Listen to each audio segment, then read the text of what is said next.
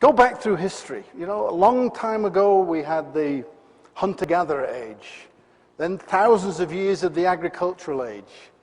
Then we had the industrial age, you know, mechanical engineers and electrical engineers. We moved probably with all our lifetimes into the information age, the chip and the web and the internet. You know, maybe, just maybe, all the big gains from those have gone. They've been banked.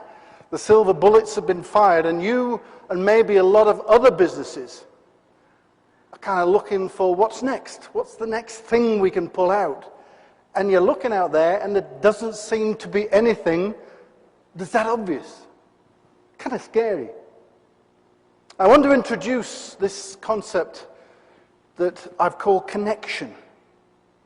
Connection, which is not about product or service or price. It's about a different way of connecting, both with your own people and with the clients, which is a combination of all of them put together in a very, very powerful mix. Let me give you a daft example to start with. You can keep referring back to this. You eaten an egg recently? I know in England, the last 4 or 5 years, that's changed. You bought an egg 5, 6 years ago, and there was a generic carton, 6 eggs in it.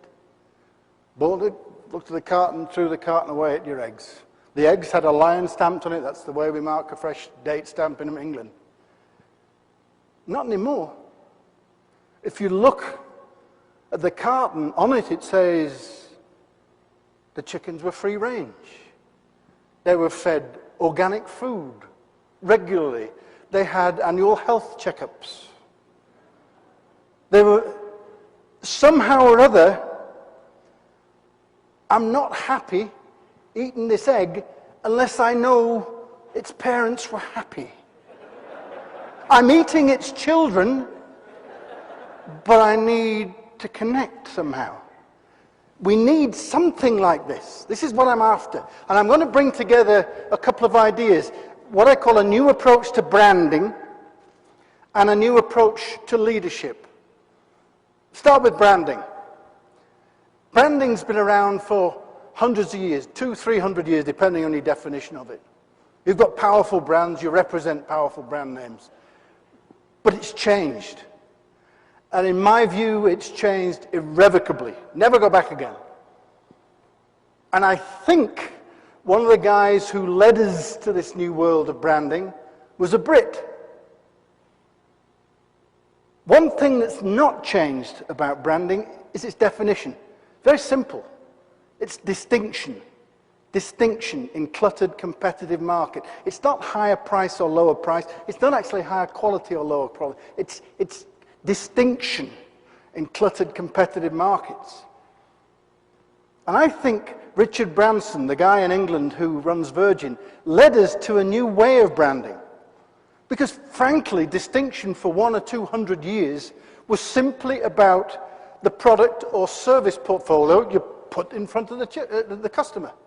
A car, a service like yours, a Coca-Cola bottle, whatever it was. That was how you got distinction. I think Branson changed it. That distinction is about what you do. Now you're getting market distinction. What you do is important. But what's coming into the mix to get distinction is not only what you do, but how.